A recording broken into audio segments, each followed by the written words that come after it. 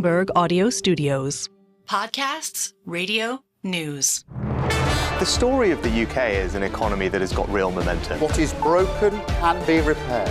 What is ruined can be rebuilt. UK inflation is becoming much more homegrown. We have huge potential as an economy in the UK. This is a time to tell Israel there is a path to peace. Our plan for the British economy is working, but the work is not done. You're listening to Bloomberg UK Politics. I'm Yuan Potts. And I'm Lizzy Burden. Now, Lizzy, were you a fan of The West Wing? More of a House of Cards girl myself. Well, there was a very famous style of filmmaking called the walk and talk, the characters having important conversations while dashing from one meeting to another. Please call the editor of the New York Times crossword and tell him that Gaddafi is spelled with an H and two D's and isn't a seven-letter word for anything. Is this for real or is this just funny? Apparently it's neither. Is there anything I can say other than the president rode his bicycle into a tree? He hopes never to do it again. You can see why it's a good device for a TV show. I'm not quite sure how well the clip works on a podcast. But conveying how busy and important everybody is, you can see why it was useful for The West Wing. Interesting, though, that David Cameron has been copying this style. Listen to this. So I've spent 2 days at the NATO conference here in Brussels. My challenge is to try and explain everything we're going to do now before I leave this conference centre and get into the car. Britain's put forward its money for Ukraine this year, so's the European Union. America needs to do it. That is blocked in Congress. Speaker Johnson can make it happen in Congress. I'm going to go and see him next week and say we need that money. Ukraine needs that money. It is American security, it's European security, it's Britain's security that's on the line in Ukraine, and they need our help. So that was the Foreign Secretary in a new Twitter video. But he's not, Ewan, the only politician embracing social media. Simon Harris, a.k.a. the TikTok Taoiseach, he's set to become Ireland's youngest premier at 37. He's a bit of a silver fox. You've got the German Chancellor Olaf Scholz joining TikTok as well, though he's promised there'll be no dancing videos on the medium. And I know he's not a politician, but you've got Andrew Bailey as well making his Insta debut recently with a jacketless walk and talk through the Bank of England. He did promise that it would be his last, but I had to wonder whether that was more of a hope than a promise. You have to say that some of it is a little bit cringe. I'm not going to name any names, but yes, I think some of them are rather more impressive than others. Speaking of politicians of the social media age, though, we can't fail to mention Donald Trump, and he's got a visitor in Florida today. David Cameron meeting Donald Trump in Florida, and Cameron's the first UK government official to meet the former president since he left the White House 3.5 years ago. So Cameron's lobbying Trump and other leading Republicans to support a £60 billion aid package for Ukraine, which has been held up, of course, in Congress for quite a while now. Joining us now is the managing editor for our UK economy and government coverage, Brendan Scott.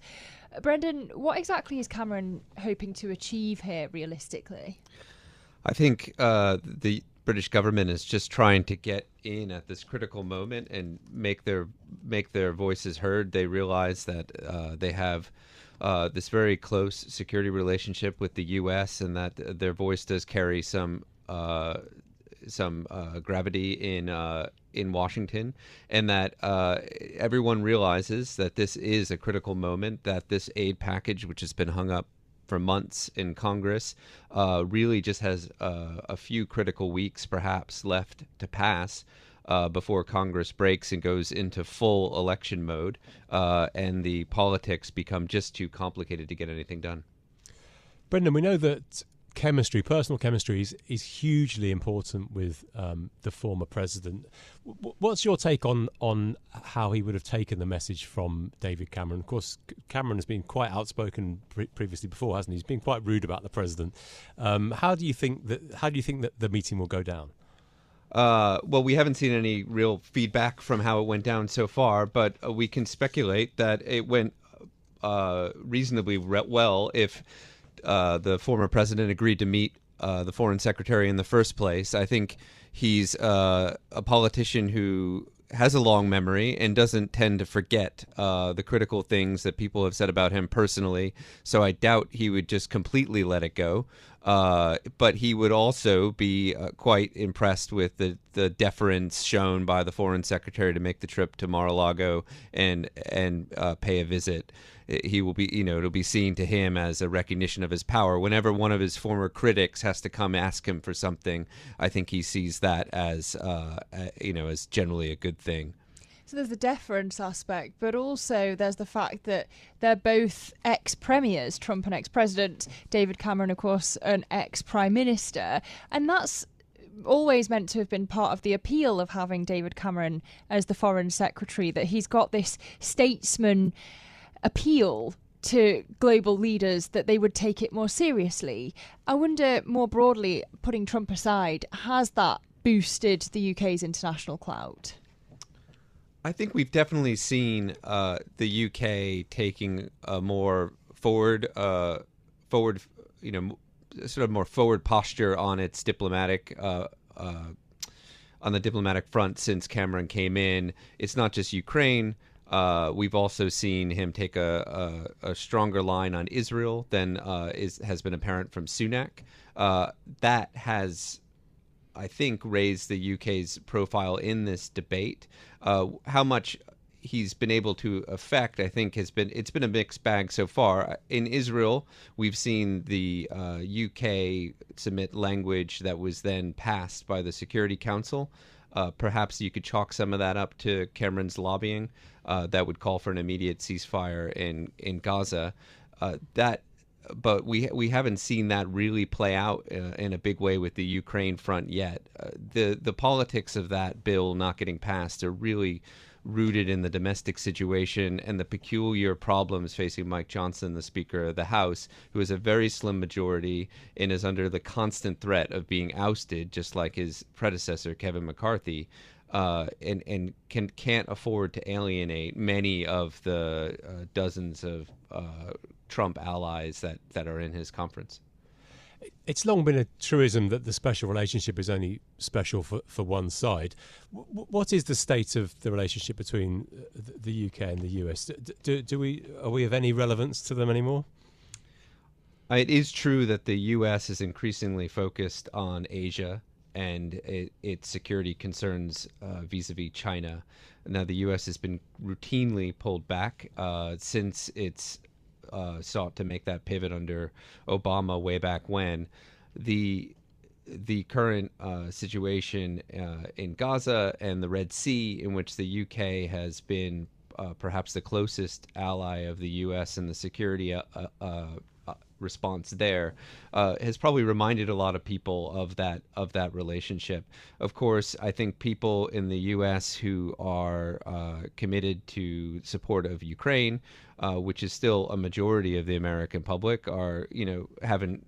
I'm sure they've noticed that Britain is, among the biggest backers of the military effort there too, particularly since Trump has made such a point about NATO allies not carrying their weight in terms of their defense spending relevant to GDP. The UK has always been among the countries that the NATO members have spent the most on defense, and still is. I mean, ironically, after the two countries' elections, you could see Trump in and Sunak out. So Cameron could be laying the foundations for a relationship that may never exist.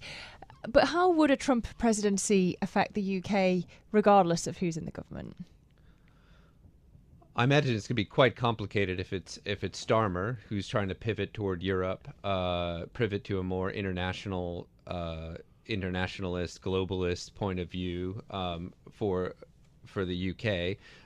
There's not a whole lot of difference between Starmer and Sunak's policies, and though Starmer would be forced into some awkward exchanges with Trump, I think that maybe Sunak could work through, or that a potential Tory successor could be able to handle. I mean, we saw Boris Johnson really figure out how to work with Trump. Whether any other British Prime Minister will be able to sort of affect that same sort of camaraderie, it's hard to see who that would be at this point from the cast of potential contenders that are out there. Trump certainly made, when he was president, made quite positive noises about Britain, much more so than President Biden. I think it's fair to say. I'm just trying to picture the relationship between a potential PM Starmer and the potential Prime Minister Trump. They don't really sort of strike me as similar characters. Can you see them finding a way to get on? I think Starmer's a pragmatist, and I think he'll look for ways to work it out. One person who's quite different than Trump, similar in some ways, I guess, but has found a way. It did seem to find a way to work with him was Emmanuel Macron. I think if Starmer looks to people like that who have successfully navigated Trump by catering to his sense of ceremony and the big moment and being appreciated and shown face, much the way that you might have to approach a leader like Putin or Xi. I think that could be an effective diplomatic strategy for him going forward. I can imagine the awkward handshakes and photo opportunities now. Cringe. All right, Brendan Scott, our managing editor for UK economy and government coverage. We thank you for joining us. Well, hot on the heels of having her non-dom tax plan pinched by Jeremy Hunt, Rachel Reeves is now vowing to take on the tax dodgers. The Shadow Chancellor's pledging to tighten the crackdown on non-domiciled residents and to expand tax compliance investigations if Labour forms the next government. Yeah, Rachel Reeves reckons that she could raise some £5 billion a year by the end of the next Parliament by boosting the number of fraud investigations by HMRC, HM Revenue and Customs. So let's get the take of campaigning chartered accountant and founder of tax research, Richard Murphy. Richard, lovely to have you on the programme. Let me ask you, Hello. Why go for small businesses as a priority when we know they're struggling in a stagnating economy?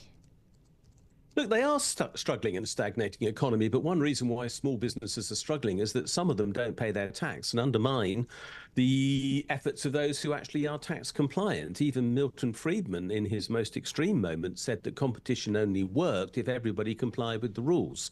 And what we know from the data that HM Revenue and Customs produces is that maybe 30% of all small companies in the UK don't pay their tax, and at least 18% of self-employed people are probably not paying all the tax that they owe. And by that, I mean 18% of the total tax liability they owe. We know that well over 40% of self-employed people underpay their tax.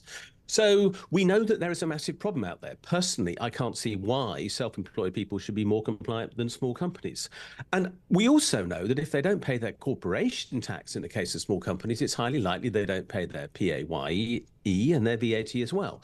So we are talking about literally tens of billions of potentially unpaid tax there. And at a time when, I think we need to boost the support for honest small business in the UK, which is being undermined by failing to tackle this, and B, when we need revenue, these become an obvious target. They are the single biggest area of tax non-compliance that is growing inside the UK economy now. And actually, that's why I was really surprised that I heard quite so much attention given by Rachel Reeves towards offshore. I've campaigned on offshore for years. I know offshore very well. I've written books about the whole problem of offshore non-tax compliance. But actually, we've made massive progress in collecting data there. There is an issue with insufficient staff to process the data we've collected to make sure that people who've got offshore bank accounts do now pay. But the truth is that the big problem now is not offshore. The big problem is onshore. Richard, realistically, though, how likely are we to get all those cash-only nail bars in South London, all the plumbers and electricians around the country who take a bit of money in cash? Realistically, are we going to get them all to pay more tax? Well, look, you're never going to get everybody to pay all their tax. Let's be realistic about that. But the fact that this non-compliance rate is going up significantly is worrying. And the fact that it is happening apparently as a consequence, it may be coincidence. I mean, let's be honest, we all know that correlation isn't proof of anything. But we do know that the revenue has pulled out of all its local tax offices in the UK. You know, I've been in the tax game for a very long time. I'm not now a practicing chartered accountant. In fact, I'm not now a chartered accountant at all. But I was a practicing chartered accountant for 40 years. When I started, every area had its own tax office who knew intimately not only what was going on in the neighbourhood because they had their ear to the ground, because the tax inspector lived in the patch patch that they were actually taxing. They also knew, quite frankly, every single accountant in their patch as well, and they knew which ones were, well, let's be honest, a little bit more dodgy than others, and they knew, therefore, who to target. Now we have about 14 big tax officers left in the UK, and that local knowledge does not exist. I see the increase in the non-payment of tax by small business and this retrenchment of the revenue into these massive regional hub offices as being a major problem. The other factor in this, and again, I can speak from experience, long experience, when I was in practice, and I was largely in practice until around the turn of the century, the threat of a VAT visit of a customs officer turning up and going over your books was enough to scare the living daylights out of most small businesses, because these guys were tough. I mean, bluntly, that's what they were meant to be, and that's what they were. And it meant that people kept decent books and records and by and large paid the right amount of tax. Not always, but often. At that time, it was likely that a small business would get a visit from the revenue once every 3 years, and now it's once every 300 years or so. You know, there's no threat left. There is literally no stick. There's no issue that any small business really has to worry about if it's not compliant. That's deep abandonment. I mean, I really feel this very strongly. That's a deep abandonment by the government of its responsibility to honour small business, to provide a level playing field on which they can compete. It's the worst form of anti-competition policy I can come up with, is to actually help compete. It reminds me of when Giuliani was the mayor of New York, and legend has it he prioritised catching the petty criminals, like the people who jumped the subway, so that the bigger fish would get the message. And this is supposedly how he managed to clean up New York. Are you suggesting that HMRC should go after the small businesses so that the bigger ones stop dodging their taxes? No, what I'm suggesting is that actually the revenue should... And I've written a report about this called the Taxing Wealth Report 2024. I've suggested lots of measures in there, many of which are about collecting large company taxation. So let's be clear, I'm not talking about letting off the rich, and I'm not talking about letting off large companies. I'm actually suggesting that we have simply underinvested in tax collection, full stop. I'm just saying, does one encourage the other? Oh, look, non-payment by large companies undoubtedly encourages non-payment by small companies. But we then have a culture of non-compliance. What we have to change is the whole culture of compliance. Nothing shocked large companies more than the appearance of Google, Amazon and Starbucks before Margaret Hodge in the House of Commons in 2012. Every large company in the country thought, well, I don't want to go there. And that changed their opinion because the revenue and a politician were willing to go for them. There has been a massive emphasis on collecting more data on large company tax abuse, including, for example, country-by-country reporting of who's using tax havens. I wrote the theory underpinning that whole idea, international idea, put in place by the OECD and now by the UK government. So I know a bit about this stuff. Now, the point I'm making is that we've done that sector very well. I'm not saying that the large company tax rate has ceased to exist. It clearly hasn't. I'm just saying we've ignored the small company tax issue, and we actually need to now have local tax officers, A, to collect more tax, and B, to do something else which is really important, and that's to help people pay their tax, because lots of people are really confused and even frightened of tax. We need to have tax inspectors in the community where people can go and get help. At the moment, that's nigh on impossible. You can't even get the telephone answered. And I believe we need a change in culture about tax collection from top to bottom, from the top of the revenue to the bottom of the local tax office. And that has to be seen in society. Do I believe that will collect more tax? Yes. I think she could get much more than she's talking about. Rachel Reeves, of course, is the she I'm referring to. I think that 5 billion is a too modest target. If she invested 1 billion more in the revenue, and if she demanded that every bank in the UK supply data on every company they supply services to every year, so that we actually know which companies are trading in the UK, which we don't at present. Bizarrely, we can get this information on UK-owned companies abroad, but we can't get it for domestic companies. If we had banks required to report that, we would know who to target and who wasn't paying, and therefore we could collect vast amounts more money. Isn't this a bit of a political non-starter, though? We know that both parties are desperately keen to get the votes of many, there are millions of small businesses out there. And we've seen Rachel Reeves cozying up to the Federation of Small Businesses recently. Is there any chance of this actually happening? Well, I think the Federation of Small Businesses are quite keen on this sort of thing, as far as I know, precisely because they actually want to represent small, honest, thriving, investing small businesses, and they know that none of those things are possible if the company next door to the one that they're representing is actually not paying their tax and undermining the prices of the one that is. So I don't see this as being a problem. I do think the government would have to actually get its act together and communicate precisely why it's doing this, and say that this is a pro-small business, pro-fair competitions, pro the honest trader policy. I think that would be important. And of course, that would alienate some people who don't pay the right amount of tax now. But frankly, is Labour going to go there, though? I mean, I don't know. I think it should. I believe it honestly is what it should be getting on with, because that is a necessity to actually have a flourishing small business economy in this country.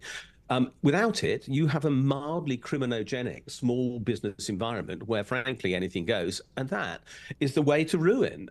You can do that, but you don't get prosperity. In countries where there are low levels of tax compliance, there are low levels of GDP growth, and you can see that very easily in the data worldwide. In countries where there are high levels of tax compliance, there are high levels of GDP growth, because you're running a well-managed, well-structured, well-funded economy where business can literally afford to take the risk of growing and afford to take the risk of employing people. But it's a bit chicken and egg, isn't it? You've got to have more money to plug the holes in the leaky sieve that is HMRC, but you need more money to plug those holes. Anyway, it's an excellent debate. Richard Murphy, founder of Tax Research, great to have you on the programme. Now, a key battleground at the next election will be housing. And on yesterday's podcast, we talked about the UK's tough rental market. What we didn't mention, though, was what's happening to young people who opt out of it. The average age that people leave home has risen to 24 now. That was the latest number from 2021. That's 3 years higher than just 10 years previously. It's really radical, actually, that, when you think about all of the students who should be bringing down that average. So people really must be quite old when they're leaving home. Yeah, it's really interesting. This is all our data from the ONS. They've been looking at how the shape of young people's lives have been changing. And our UK economy reporter, Tom Rees, has been digging into it. Tom, just talk us through some of the ways that people's lives have changed over the last 10 years or so. Yeah, so the ONS have compiled a load of stats about how kind of British people are hitting those key life milestones a lot later, which I'm sure will resonate with the experience of many Gen Z and millennial listeners. So some of those things are like, you know, you're living with your parents for much longer, you're getting married much later, you're having babies much later, maybe you're having fewer babies as well, which is really important in terms of the demographics challenge, and you're buying a house much later. So kind of millennials and Gen Z are kind of in this kind of almost a state of arrested development when they hit adulthood and just not hitting those milestones as early. I feel like that's a personal attack, Tom. Young people, those foreign creatures. Credit where it's due. The FT's John Byrne-Murdoch's done some really excellent work on this, about how millennials, and we should clarify, they're people born in the 80s and 90s, are more economically left-wing than Gen Xers, and they're the children of the 70s and 80s, as well as boomers who were born in the 40s to 60s were at the same age. So how does this data fit into that sort of narrative? I think it does explain why we have this massive generational divide in terms of politics, and age is kind of now one of the best predictors of who you're actually going to vote for an election. And you only have to see the polling ahead of the election we've got coming up later this year in the UK. The Tories, there was a YouGov poll last week that showed the Tories in single digits with 18 to 24-year-olds. And it kind of makes sense, because, you know, how do young people buy into capitalism if they've not been able to get the rewards that you would normally get from capitalism, and the rewards that they've seen their parents get? So is it a surprise that, you know, young people buy into, you know, people like Jeremy Corbyn if they can't hit these milestones? I mean, there must be all sorts of economic implications to this. We're talking about a lot of people, aren't we? I suppose the question is, if you're a politician in government or wanting to be in government, what are the policy implications for this? How should you tailor policy to the fact that so many young people are not leaving home? So the reason why this is so important is because we already have this demographics challenge. You know, the population's aging. We're going to have to spend lots more on kind of healthcare and social care to look after this much bigger group of older people. And if you have people that are hitting these milestones later, they're more likely to have their children later. And, you know, maybe 30 years ago, you would have, you know, had your first child in your 20s and then maybe had 3 children in total. Now maybe you're having your first child in your 30s, and then maybe that's the only one you can afford. So it's making this issue of the ageing population much harder to deal with. And in terms of kind of policy solutions, I mean, unsurprisingly, housing is one of the top issues for young people ahead of the election this year. Labour are promising planning reforms to try and unlock house building. You know, when you look at childcare, the current government is doing its childcare reforms, trying to make it cheaper to put your kid in nursery. But there's some issues with that policy, namely a kind of lack of nursery places. And if we look outside the UK, places like, you know, Hungary, they've been doing some pro-natalist policies, you know, trying to boost their birth rate, because, you know, it's not just the UK that's seen its birth rate plunge in recent decades. There's kind of it's not been as successful as you know, policymakers would hope. So these massive trends are really hard to kind of reverse, and I don't think the UK housing crisis is going to change anytime soon. All right, really interesting stuff. Tom Rees, our UK economy reporter, thanks for bringing us that data. And as you say, Yuan, worth taking a listen back to yesterday's episode on the UK's tough rental market. But that's it for today. If you like the programme, don't forget to subscribe and give it 5 stars so other people can find it on Apple Podcasts, Spotify, or wherever you listen. This episode was produced by James Walcock, and our audio engineer was Sean Gostamacchia. I'm Yuan Potts. And I'm Lizzy Burden. We'll be back with more tomorrow. This is Bloomberg. Bloomberg UK Politics. Listen weekdays at noon on DAB Digital Radio in London.